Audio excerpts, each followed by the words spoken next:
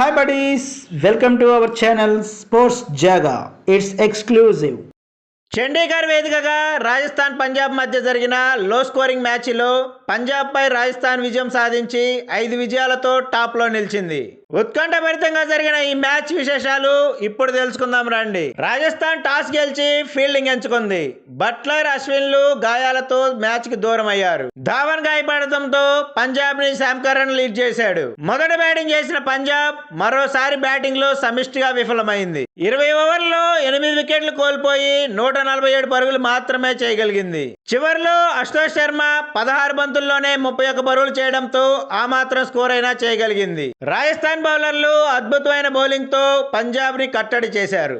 148 పరుగుల స్వల్ప లక్ష్యంతో బరిలో దిగిన రాజస్థాన్ నిదానంగా ఆడుతూ స్కోర్ బోర్డు ని కదిలించింది. ఓపెనర్ జైస్వాల్ రాణించడంతో 11 ఓవర్లలో 1 వికెట్ నష్టానికి 79 పరుగులు చేసి పటిష్ట స్థితిలో నిలిచింది రాజస్థాన్. ఈ దశలో రబాడా అద్భుత బౌలింగ్ తో రాజస్థాన్ ని కట్టడి చేశాడు. కెప్టెన్ సంజు శాంసన్ తో పాటు మిగతా బ్యాట్స్మెన్ ఫెయిల్ అవడంతో మ్యాచ్ రసవత్తరంగా మారింది. చివరి ఓవర్లో 10 రన్స్ అవసరం కాగా హెట్మేర్ 6-4లతో మ్యాచ్ ని ముగించాడు. చివరి దశలో మ్యాచ్ ఉత్కంఠభరితంగా మారి ప్రేక్షకులకు మాత్రం మంచి థ్రిల్ ని అందించింది. హెట్మేర్ కి player of the match award లభించింది.